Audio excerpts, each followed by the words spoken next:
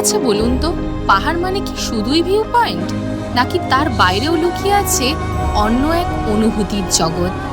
আজ আপনাদের নিয়ে চলেছি এমন এক অফবিট পাহাড়ি সফরে, যেখানে প্রতিটা পথ, প্রতিটা দৃশ্য, প্রতিটা মুহূর্ত এক একটা গল্প।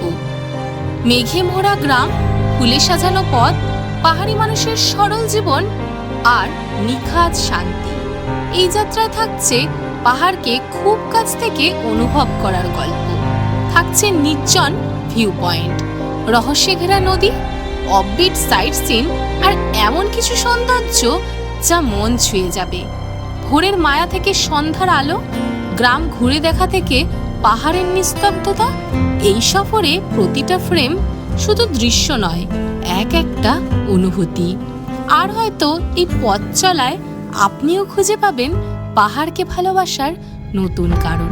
তাহলে চলুন শুরু করা যাক আজকের গল্প। আজ আমার গল্পের ঠিকানা মেঘে মোড়া সামালবং। ওয়েলকাম টু হব ঘুরে মন।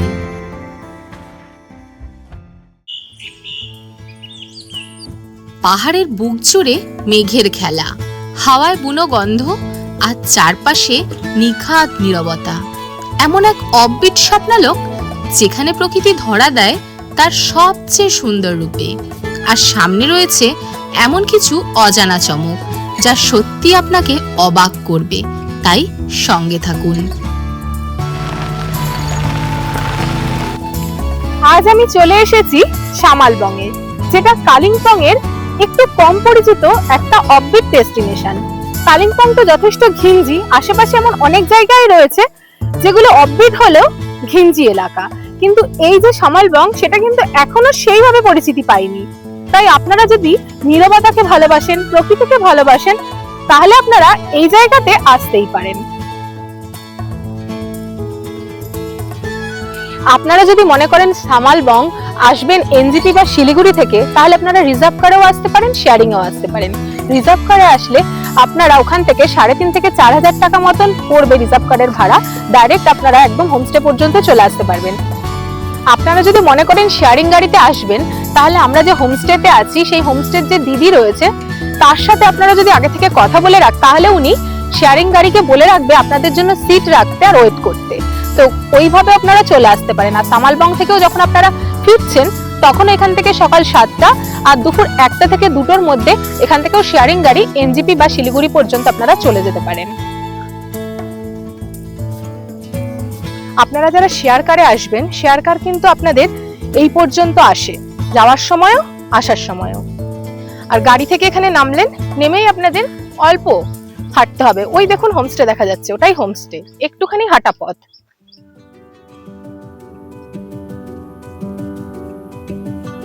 এই হলো আমাদের আজকের ঠিকানা, সুন্দর পাহাড়ি হোমস্টে মেঘমিলন। এনজিপি থেকে প্রায় 102 কিলোমিটার দূরে অবস্থিত।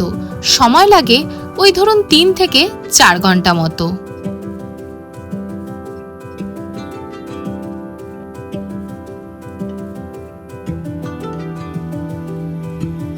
গাড়ি থেকে নামার পর পুরো রাস্তাটাই সমান, আর তারপর রয়েছে এই কয়েকটাই সিঁড়ি। এই কটা সিঁড়ি দিয়ে উঠে গেলেই আপনাদের রুমগুলো পেয়ে যাবেন। তাই সাথে যদি কোনো বয়স্ক মানুষ থাকে, কোনো অসুবিধা হবে না।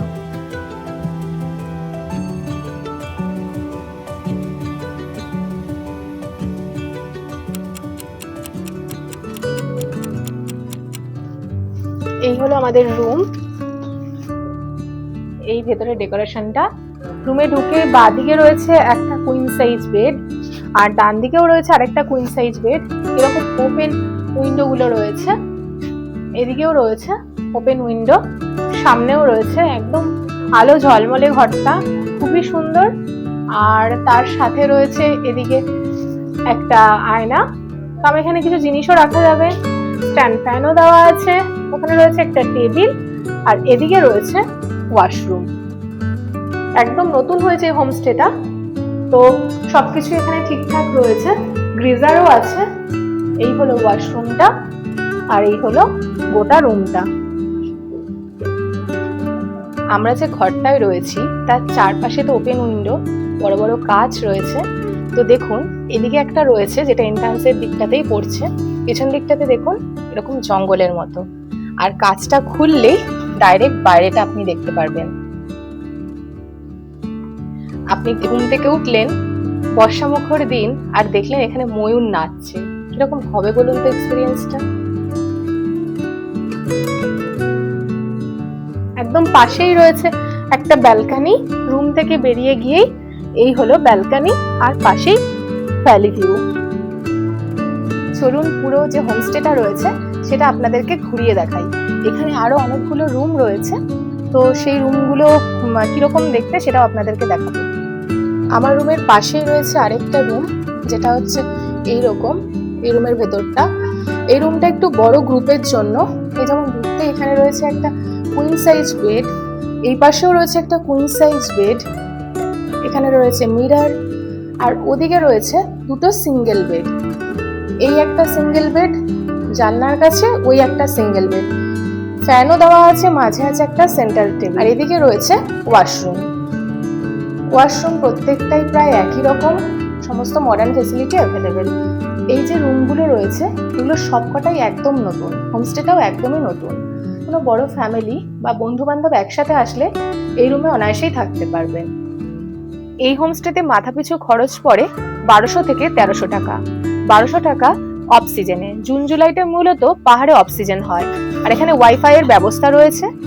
আর সামালবং এখনো একটু আনটাচ আছে, আর এখানে যে কটা হোমস্টে আছে তার মধ্যে এটা একটু নিচের দিকে রয়েছে, আর এখানে পরিবেশটা চারপাশে আর কোনো হোমস্টে আমি দেখতে পাইনি, একদম ফাঁকা ফাঁকা, সাথে ভ্যালি ভিউ রয়েছে, কাঞ্চনজঙ্ঘাও পরিষ্কার দিনে দেখা যায়, আর হোমস্টেটা একদম নতুন, তাই আপনাদের এক্সপিরিয়েন্স ভালোই হবে। চলুন রুম থেকে বেরিয়ে এনাদের যে ব্যালকনি এরিয়াটা রয়েছে এটা সব থেকে আকর্ষণীয়, ওটা আপনাদের ঘুরিয়ে দেখাই। এই হলো ব্যালকনি এরিয়া, যেটা কমন ব্যালকনি। এখানে আরেকটা রুম রয়েছে, সেই রুম পাশে যে দুটো রুম রয়েছে সবাই এখানে বসে আরাম করতে পারেন। এখানে রয়েছে সোফা দেওয়া আছে, সাথে সেন্টার টেবিল, এখানে অনেকগুলো চেয়ারও দেওয়া রয়েছে যাতে সবাই বসে এখানে মজা নিতে পারে। আর এই যে সাইডটা দেখতে পাচ্ছেন, পরিষ্কার দিনে ওই সাইড দিয়ে পুরো কাঞ্চনজঙ্ঘার রেঞ্জটা দেখা যায় ভালো মতো। আর এই হলো চারপাশের পরিবেশ।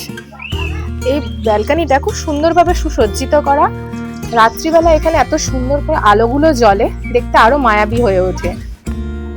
এই যে নিচটা দেখতে পাচ্ছেন, এখানে টেবিল পাতা রয়েছে, চেয়ারও আছে, আপনারা চাইলে এখানে বসেও চা, ব্রেকফাস্ট, খাবার খেতে পারেন। ওনাদের যে ডাইনিংটা রয়েছে, ডাইনিং কাম কিচেন, চলুন দেখে আসি।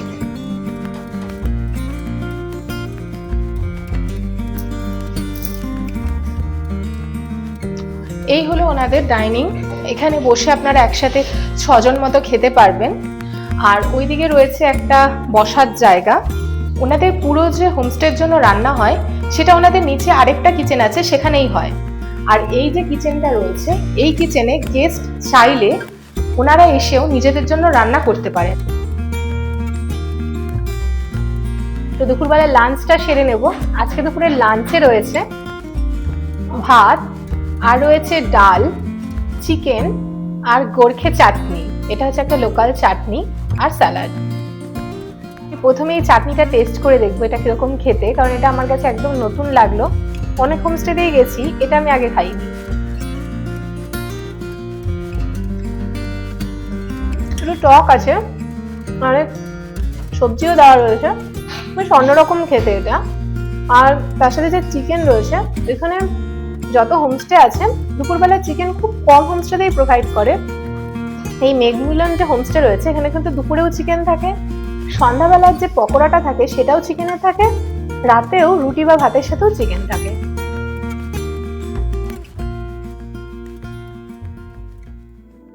পাহাড়ি আতিথেয়তার উষ্ণতার সঙ্গে নিয়ে এবার বেরিয়ে পড়ি বিকেলের সেই পর্বে, যেখানে অপেক্ষা করছে আরো কিছু মুগ্ধ করা দৃশ্য।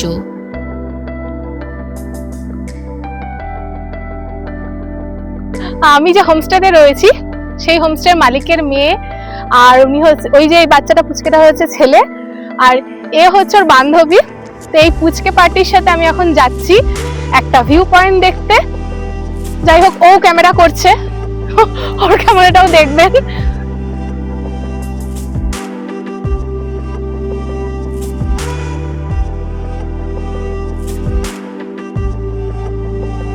আরেকজন ব্লগার হতে চলেছে, এখনই তার খেলনা ক্যামেরাটাকে স্ট্যান্ডের সাথে জুড়েছে, ও ভিডিও করবে। কি সুন্দর ক্যামেরাটা দেখুন। এই অচেনা মানুষগুলো কখন যেন ভীষণ আপন হয়ে গেছে, আর ওদের সাথেই গ্রামের পথ ধরে এগোচ্ছি নতুন এক দৃশ্যের খোঁজে।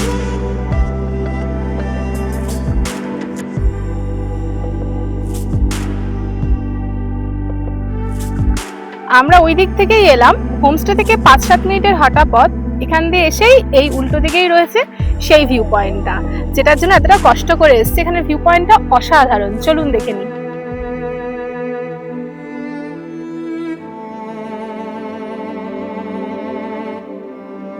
আমার মতে জানেন তো, পাহাড়ের সৌন্দর্য কোনো এক জায়গায় আটকে থাকে না। প্রতিটা কোণ, প্রতিটা পথ, প্রতিটা নিস্তব্ধতাই এখানে এক একটা মুগ্ধতা।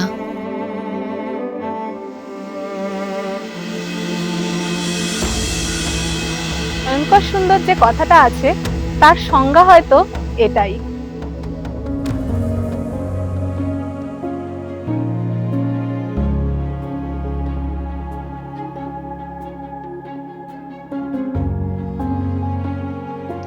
আমি এখন যে জায়গাটায় বসে আছি, মানে কি বলবো, আগে প্রথমেই বলে নি এই জায়গাটার নাম কি। সামালবঙ্গে এই জায়গাটার নাম হয়তো খুব কম মানুষই জানে। এই জায়গাটার নাম হচ্ছে রায়দারা ভিউ পয়েন্ট, যেটা একটা লোকাল নাম। তো এই যে জায়গাটা সেইভাবে সুসজ্জিত কিছু নয়, টুরিস্টরাই হয়তো এই জায়গাটাকে এত পছন্দ করেছে যে স্থানীয় লোকেরা এখানকার একটা নাম দিয়েছে। তো এই যে আমি বসে আছি, এটা কিন্তু যথেষ্ট রিস্কি একটা জায়গা। আর পেছনে দেখুন 3-4টে পাহাড় দেখা যাচ্ছে, আর ওদিকে পাহাড়ের বুক চিরে তিস্তা বয়ে যাচ্ছে। ওই যে দূরে দেখতে পাচ্ছেন, ওটা হচ্ছে তিস্তা নদী। আর তারপর এখান থেকে দেখুন আঁকাবাঁকা পথে আরেকটা নদী বেয়ে গেছে।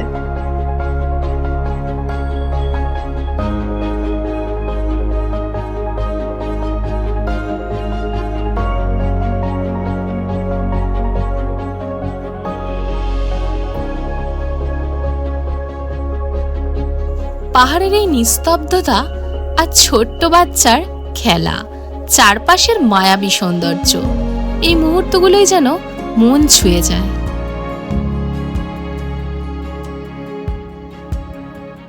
এই জায়গাটা থেকে কিন্তু খুব সুন্দর সানসেট দেখা যায়। তো আজকে যেহেতু মেঘলা রয়েছে, তাই আমরা সানসেট দেখতে পাইনি, আনলাকিলি। আপনারা যখন আসবেন তখন কিন্তু এখান থেকে সানসেটটা অবশ্যই দেখবেন।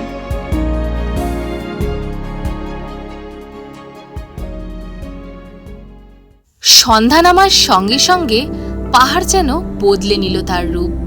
চারপাশে ঝলমলে আলোর বিন্দু, নীরব প্রকৃতি আর মায়াবী আবহ। এমন মুহূর্তে সময়ও যেন একটু থমকে যায়।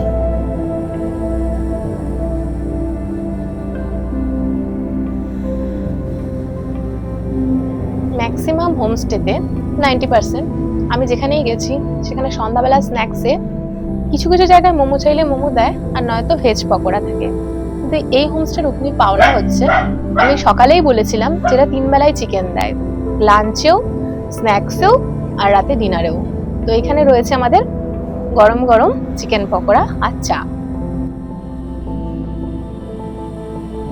এইখানে এসে এক অসাধারণ মুহূর্তের সাক্ষী হলাম। একবার দেখুন নেকলেস ভিউটা।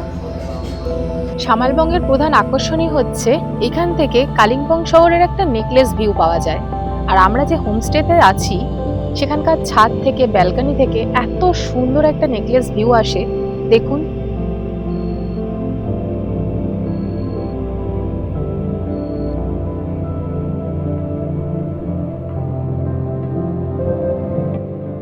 আজকে রাতের খাবারে রয়েছে ভাত, আর রয়েছে একটা চাটনি, এদিকে রয়েছে আলু ভাজা, ডাল আর চিকেন।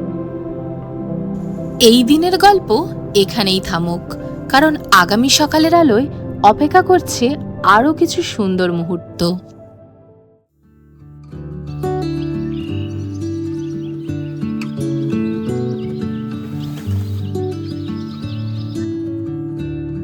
পাহাড়ি ভোরের নীরব সৌন্দর্যে জেগে উঠল নতুন দিন।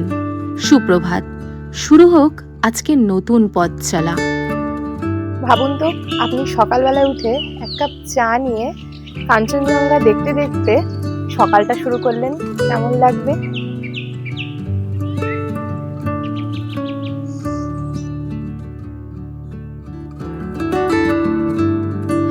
আমরা যে রুমে রয়েছি, পাশের রুমেই এক দাদা বৌদিও এসেছে, তো ওনাদের কাছ থেকে জেনে নেবো ওনাদের এক্সপিরিয়েন্সটা কেমন লাগলো এখানকার। আমি চন্দননগর থেকে এসেছি এখানে। সুতপা ম্যাডামের সঙ্গে পরিচয় হয় আমার কোনোভাবে, তো ফোনে ওনার এত ভালো ওনার গাইডেন্স বা এত লাগলো, আর উনি ফটো পাঠিয়েছিলেন, তো সেইভাবে আসা। আমি তো নিরিবিলি জায়গা পছন্দ করি, তো এই জায়গাটা তার মধ্যে ওয়ান অফ দেম। মানে এত সুন্দর ময়ূরের ডাক বা এত সুন্দর চারিদিকটা, কোনো মানে এর থেকে ভালো অপশন ছিল না দুদিন জন্য, মানে দুদিনের জন্য বেস্ট অপশন অফবিট।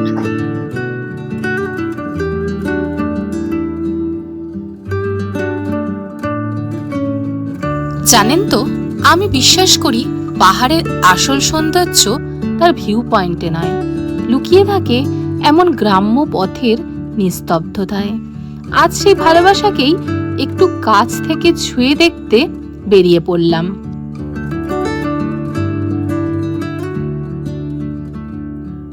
এই ফুলে ভরা পথ, সহজ সরল পাহাড়ি মানুষের নিখাদ জীবনযাপন, নিস্তব্ধ প্রকৃতি আর বিশুদ্ধ হাওয়া, এইসবের মধ্যে নিজের মনটাকে আমি নতুন করে খুঁজে পাই, আর সেইটা নেই বারবার আমি ফিরে আসি পাহাড়ের কোলে।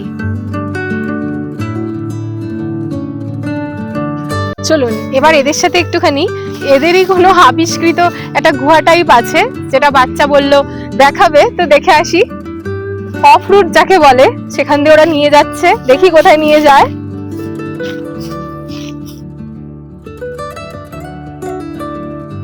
सो गाइस, आज से हम लोग जा रहे हैं गुफा में।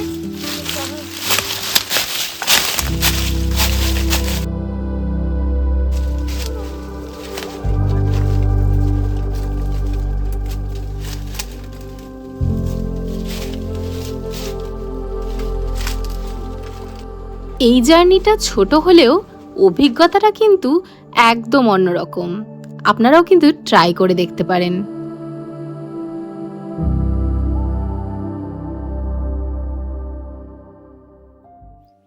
সকালের ব্রেকফাস্টে রয়েছে রুটি, সবজি আর ডিম থাকে, তো আমি আজকে ডিম খাবো না বললাম, তাই ডিমটা নেইনি।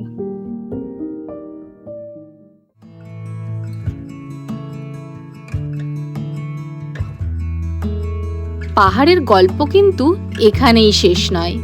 চলুন এবার বেরিয়ে পড়ছি 2-3টে অসাধারণ সাইট সিন নিয়ে। তাই সঙ্গে থাকুন, দেখতে থাকুন, আর চ্যানেলটা এখনো সাবস্ক্রাইব না করে থাকলে একবার সাবস্ক্রাইব করে দিয়ে পুরো ভিডিওটা দেখতে থাকুন। আজকে আমাদের প্রথম গন্তব্য হোমস্টের খুব কাছে অবস্থিত খানিখোলা রিভার। এটাকে ঘিরে রয়েছে নানান জনশ্রুতি আর অজানা কিছু গল্প। চলুন আপনাদেরকেও সেই গল্প শোনাই।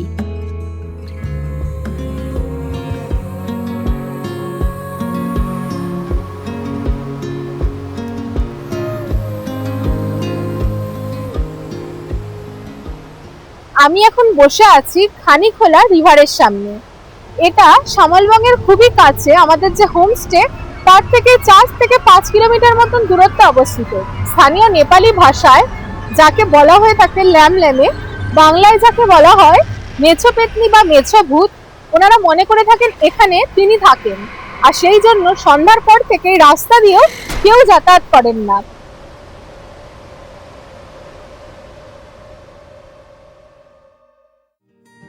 শামালবঙ্গের মায়া কাটিয়ে এবার আমরা বেরিয়ে পড়লাম আমাদের দ্বিতীয় গন্তব্যের দিকে। আজ আমাদের এই সাইট সিন পর্বের দ্বিতীয় গন্তব্য হচ্ছে জেরং ভিউ পয়েন্ট।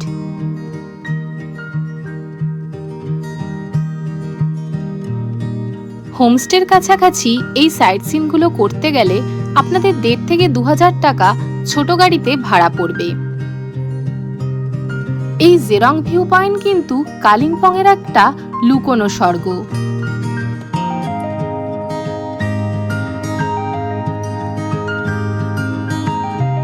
আমি এখন দাঁড়িয়ে আছি জেরং ভিউ পয়েন্টে। তো এই ভিউ পয়েন্টটা মানুষ একটু কমই আসেন, আন্ডাররেটেড, স্থানীয় লোকেদের আমি বেশি দেখছি।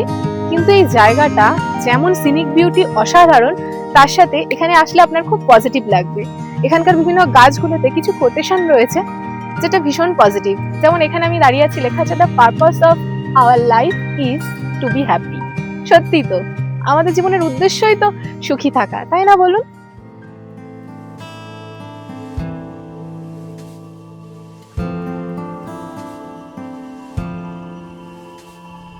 তবে এই জায়গাটা বর্ষাকালে কিন্তু স্কিপ করাই ভালো, কারণ জোকের বড় উপদ্রব হয়।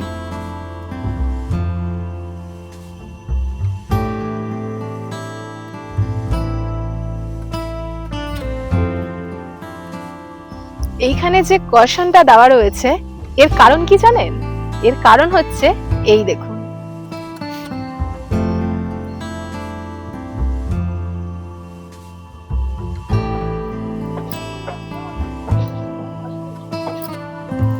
এই স্টেপগুলো যথেষ্ট ভয়ঙ্কর আছে, কিন্তু এর ভেতরে যে কেভটা রয়েছে তা ভীষণই সুন্দর। চলুন দেখি।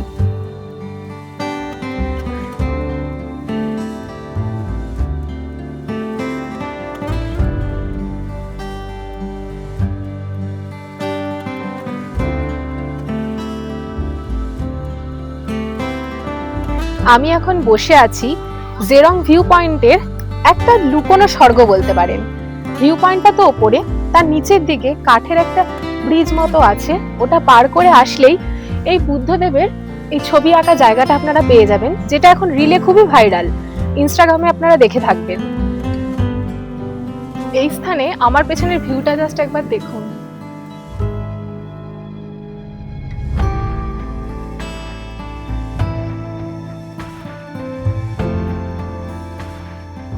একরাশ সৌন্দর্যকে চোখে ভরে নিয়ে চলুন এবার বেরিয়ে পড়ি তৃতীয় গন্তব্যের দিকে। আজকে আমার তৃতীয় গন্তব্য ডাবলিং ভিউ পয়েন্ট।